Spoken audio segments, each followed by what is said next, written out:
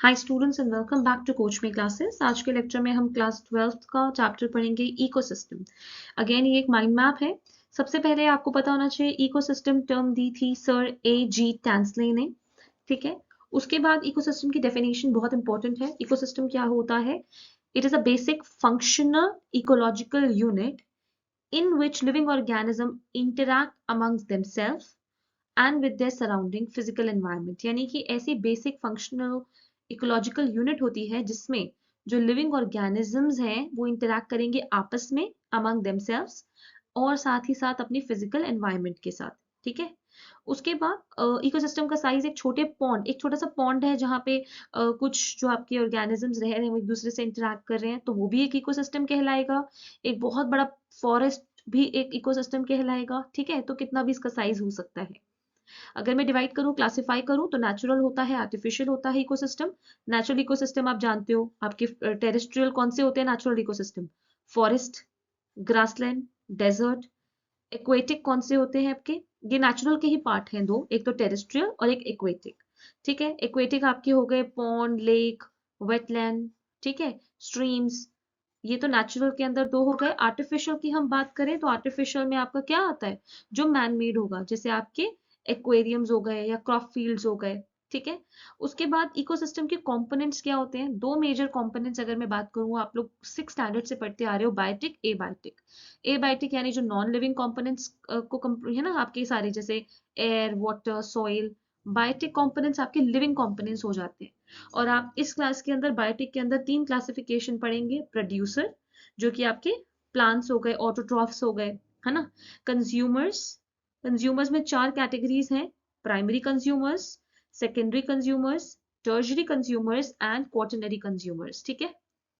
Then last आपके क्या हो गए? डिकम्पोजर्स। डिकम्पोजर्स कौन होते हैं, इसके बारे में भी हम आगे पूरा पढ़ेंगे डिटेल में। ठीक है। अब ये हो गया हमारे कंपोनेंट्स। इसके बाद में बताऊं तो ये जो होता है ना, आप अलग अलग लेवल्स पे बांट रहे हो इसको, तो जब अलग अलग स्पीशीज की ये जो वर्टिकल डिस्ट्रीब्यूशन होती है अलग अलग लेवल्स में, इसको हम स्ट्रैटिफिकेशन कहते हैं। ठीक है। जैसे अगर मैं फॉरेस्ट इकोसिस्टम की बात करूं, तो ट्री मेरा क्या है? टॉप वर्टिकल स्ट्राटा में, यानी टॉप आपकी जो लेयर है वो ट्रीज ऑक्यूपाई करेंगे। फिर श्रब्स होंगे सेकंड पे, फिर हर्ब्स होंगे थर्ड या बॉटम लेयर पे। तो ये स्ट्रैटिफिकेशंस होती हैं। ठीक है। अब मैं बात करती हूँ major function of ecosystem. Ecosystem के फंक्शंस क्या हैं? बहुत इंपॉर्टेंट क्वेश्चन भी बन सकता है ये। इकोसिस्टम के 4 फंक्शंस हैं। Productivity, decomposition, energy flow, nutrient cycling.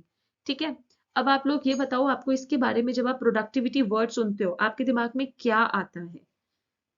कि किसी भी चीज की प्रोडक्टिविटी यानी रेट ऑफ बायोमास और the organic matter production per unit area over a period of time, है ना।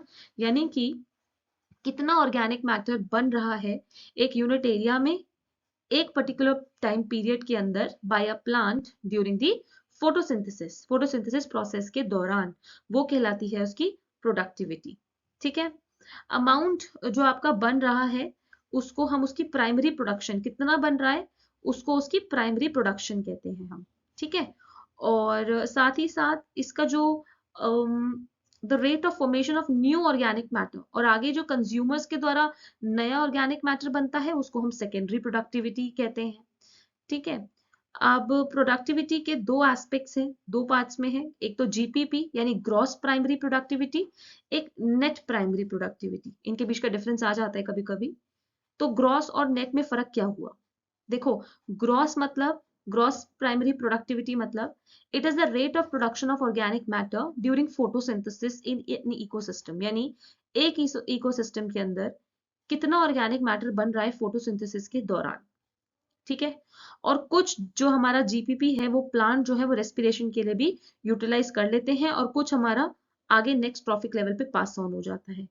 एनपीपी की बात करूं तो कितना बायोमास अवेलेबल है for the consume for for the consumption of the heterotrophs, or you can say it is the weight of the organic matter which is stored by the producers in a unit area। एक unit area में कितना organic matter stored है। ठीक है। जब आप जो हमारा जीपीपी है यानी ग्रॉस प्राइमरी प्रोडक्टिविटी, जैसे मैंने अभी बताया आपको कि कितना रेट ऑफ प्रोडक्शन है ऑर्गेनिक मैटर का, उसमें से रेस्पिरेशन लॉसेस को माइनस कर देते हो ना, तो जो बचता है हमारा अवेलेबल बायोमास, वो हमारा नेट प्राइमरी प्रोडक्टिविटी यानी एनपीपी हो जाता है। ठीक है, प्राइमरी प्रोडक्टिविटी को अफेक्ट करने वाले क्या क्या चीजें हैं? सनलाइट, जितनी ज्यादा सनलाइट होगी प्रोडक्टिविटी उतनी अच्छी होगी। टेम्परेचर, क्योंकि टेम्परेचर एंजाइम्स के एक्शन को रेगुलेट करता है, तो एक प्रॉपर ऑप्टिमम टेम्परेचर चाहिए होता है प्रॉपर फंक्शनिंग के लिए। मॉइस्चर, रेन या ह्यूमिडिटी आपकी है वो आपको हायर प्रोडक्टिविटी देती है, हायर प्राइमरी प्रोडक्टिविटी। डेजर्ट्स के एरिया में कम प्रोडक्टिविटी होती है। देन न्यूट्रिएंट्स की अवेलेबिलिटी, क्योंकि ज्यादा न्यूट्रिएंट्स होंगे तो इंश्योर होगा कि प्रोडक्टिविटी ज्यादा हो। प्रोडक्टिविटी समझ में आया। डिकम्पोजिशन की बात करूं तो आपने छोटी क्लासेस में भी पढ़ा है, the breakdown of complex material into inorganic substances like carbon dioxide, water and nutrients. यानी कॉम्प्लेक्स ऑर्गेनिक मटेरियल जब मेरे इनऑर्गेनिक सब्सटेंसेस में चेंज हो जाता है, सिंपलर सब्सटेंसेस जैसे CO2, वाटर, उसको हम डिकम्पोजिशन कहते हैं। ठीक है, इसके आपको कुछ स्टेप्स बताए गए हैं, 5 स्टेप्स लिखे हैं। सबसे पहला फ्रेगमेंटेशन, कोई भी चीज डिकम्पोज हो रही है, टूट रही है, तो उसका पहले क्या होगा? फ्रेगमेंट्स बनेंगे, छोटे छोटे पीसेस बनेंगे।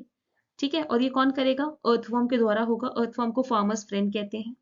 Okay, second is leaching. Leaching में क्या हो रहा है? अब जो टूट चुका है उसमें से वाटर सॉल्युबल इनऑर्गेनिक न्यूट्रिएंट्स जो हैं वो सॉइल के अंदर चले जाते हैं और सॉल्ट बन के आपके प्रेसिपिटेट हो जाते हैं। ये लीचिंग हो गई।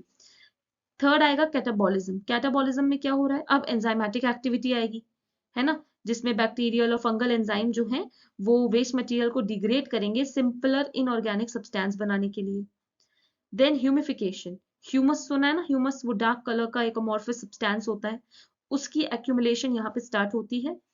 ठीक है, और उसके बाद मिनरलाइजेशन। मिनरलाइजेशन में क्या हो रहा है? जो ये ह्यूमस अभी बनी थी वो फर्दर डिग्रेड होगी कुछ माइक्रोब्स की वजह से, और आगे चल के इनऑर्गेनिक न्यूट्रिएंट्स रिलीज होंगे। इस प्रोसेस को हम कहते हैं मिनरलाइजेशन। ठीक है, ये 5 पॉइंट्स थे जो आपको पढ़ने थे, स्टेप्स। नेक्स्ट अगर मैं आपको बोलूं, जो हमारा आता है टॉपिक वो आता है एनर्जी फ्लो का।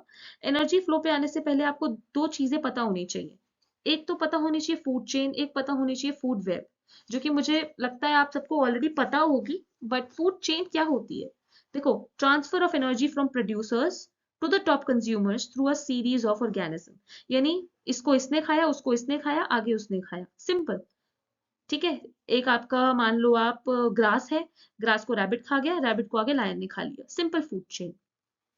फूड वेब क्या होता है? जब बहुत सारी number of food chains are interconnected with each other, they form a web like pattern. वो एक वेब जैसा पैटर्न बना देती है, जिसको फूड वेब कहते हैं। इसमें एक इंसान एक से ज्यादा पोजीशन पे आ सकता है, क्योंकि जो फ्लो ऑफ एनर्जी है वो कैलकुलेट करना बड़ा मुश्किल भी हो जाता है, इजीली कैलकुलेट नहीं हो सकती, और स्ट्रेट लाइन की जगह यहाँ पे एक ब्रांचिंग हो जाती है। ठीक है, ये हमारा फूड वेब और फूड चेन हो गया। अब आप ये बताओ कि आप लोगों को आपने ये वर्ड सुना है GFC, DFC? ये आपकी बुक के अंदर दिया हुआ है। GFC is your grazing food chain, DFC is your detritus food chain. ठीक है, ग्रेजिंग फूड चेन क्या होता है? उसका पहला ट्रॉफिक लेवल पे आएंगे हमारे प्रोड्यूसर्स, ग्रीन प्लांट, और डेट्रियस फूड चेन के अंदर हमारा पहला स्टेप्स किससे शुरू होता है? Dead organic matter. ठीक है, उससे शुरू होता है। देन आपका GFC के अंदर less fraction of energy flow करता है आगे चेन में, जबकि DFC के अंदर हमारी larger fraction of energy flow करता है। ठीक है, ग्रेजिंग फूड चेन यानी GFC के अंदर एनर्जी जो है वो आती है सन से, और आपकी डेट्रिटस फूड चेन DFC के अंदर एनर्जी जो है वो हमारी ऑर्गेनिक रिमेन्स से आती है। ठीक, ट्रॉफिक लेवल्स पता है आपको क्या होते हैं? जो हमारे ऑर्गेनिज्म का एक स्पेसिफिक प्लेस होता है ना फूड चेन के अंदर, उसको उसका ट्रॉफिक लेवल कहते हैं, कि वो किस पर्टिकुलर पॉइंट पे है, किधर किस ट्रॉफिक लेवल पे स्टैंड कर रहा है। ठीक है, ओके। जैसे आपके हम अगर ट्रॉफिक लेवल्स में बोलूं, तो एक होता है ना प्राइमरी प्रोड्यूसर, फिर उसके ऊपर primary consumer, secondary consumer, tertiary consumer. तो ये हमारे first, second, third, fourth trophic levels हो गए। ठीक है, अगर मैं आपको एक और एग्जांपल के थ्रू समझाऊं, फर्स्ट ट्रॉफिक लेवल हो गए plant, second trophic level herbivore, third carnivore, fourth top carnivore. ठीक है, अब हमारा एनर्जी फ्लो, सबसे पहली बात, हमारा मेजर या ओनली सोर्स ऑफ एनर्जी हमारा हम किसको कहते हैं? सन को कहते हैं। जितना टोटल सन की इंसिडेंट रे पड़ रही है उसमें से सिर्फ 50% जो होता है उसका, वो क्या होता है, फोटोसिंथेटिकली एक्टिव रेडिएशन यानी PAR होता है। क्योंकि प्लांट जो है आगे चल के इस सिर्फ 2 to 10% लेता है इस PAR का, यानी फोटोसिंथेटिकली एक्टिव रेडिएशंस का, ठीक है। और उसी छोटे अमाउंट में पूरा वर्ल्ड हमारा सस्टेन कर रहा है। दूसरी बात आपको पता होनी चाहिए कि एनर्जी का फ्लो कैसा होता है, यूनिडायरेक्शनल। एक ही डायरेक्शन में सन की एनर्जी आती है ना, फिर आगे ही फ्लो करती है, सन को वापस तो नहीं दे रहे हो आप कुछ एनर्जी। एनर्जी इकोसिस्टम में एक से दूसरे में ट्रांसफर होती रहती है, ठीक है। उसके बाद जो ग्रीन प्लांट्स है उनको तो बहुत इंपॉर्टेंट है उनके लिए एनर्जी, वो इसी सोलर एनर्जी को ट्रैप करके कन्वर्ट कर देते हैं, और इसीलिए उनको हम प्रोड्यूसर्स कह रहे हैं, ठीक है। देन उन्हीं पे सारे एनिमल्स वगैरह डिपेंड भी करते हैं आगे अपने फर्दर फूड के लिए। देन यहाँ पे आपका एक 10% लॉ दिया हुआ है। ये 10% लॉ का क्या कहना है कि जब एनर्जी ट्रांसफर होती है एक से दूसरे लेवल में, तो 10% of the energy is pass to the next trophic level, यानी हर लेवल पे 10% ही एनर्जी आगे ट्रांसफर होती है, ठीक है। देन इकोलॉजिकल न्यूट्रिएंट साइक्लिंग आपकी बुक में, आपके सिलेबस में इस बार इतना ज्यादा पढ़ाया नहीं गया है, तो हम इसको डिस्कस नहीं कर रहे हैं। अगर आप लोगों को स्कूल्स में या कहीं पे भी बोला एडवाइस किया गया है तो let us know, we will definitely discuss it in a separate short video. उसके बाद अगर हम बात करें इकोलॉजिकल पिरामिड्स की, तो क्या होते हैं ये पिरामिड्स, जो रिलेशनशिप होता है between the producers and the consumers, जो बना रहे हैं और जो चीज को खा रहे हैं, डिफरेंट ट्रॉफिक लेवल के अंदर एक इकोसिस्टम में उनके जो भी रिलेशनशिप है, उसको हम ग्राफिकली कैसे शो करते हैं, एक पिरामिड की शेप में, जिसको इकोलॉजिकल पिरामिड कहते हैं, ठीक है। 3 तरह के इकोलॉजिकल पिरामिड्स हैं, pyramid of number, pyramid of energy and pyramid of biomass. Pyramid of number क्या क्या दिखाता है, relationship between producers and consumers can be represented in the form of pyramid of number, ठीक है। हम प्रोड्यूसर्स और consumer के बीच का रिलेशनशिप दिखा रहे हैं, और ये आपका इन्वर्टेड होता है। कैसे इन्वर्टेड होता है, जैसे अगर आप देखो नंबर ऑफ इंसेक्ट्स जो कि एक बड़े ट्री पे फीड कर रहे हैं, ये उसका एक एग्जाम्पल हो सकता है, ठीक है। क्योंकि ऑब्वियसली हमारा जो सबसे नीचे वाला ट्रॉफिक लेवल है वो होने वाला है ग्रीन प्लांट, जो पेड़ होंगे इंसेक्ट उससे कहीं ज्यादा होने वाले हैं, है ना। तो नीचे वाला छोटा हो जाएगा और उसके ऊपर वाला लेवल उससे बड़ा हो जाएगा, तो उल्टा सा ही दिखेगा ना आपको ट्रॉफिक आपका पिरामिड। अच्छे एक स्ट्रेट पिरामिड के लिए बेस सबसे बड़ा होना चाहिए, फिर उससे छोटा, ऊपर और छोटा, ठीक है।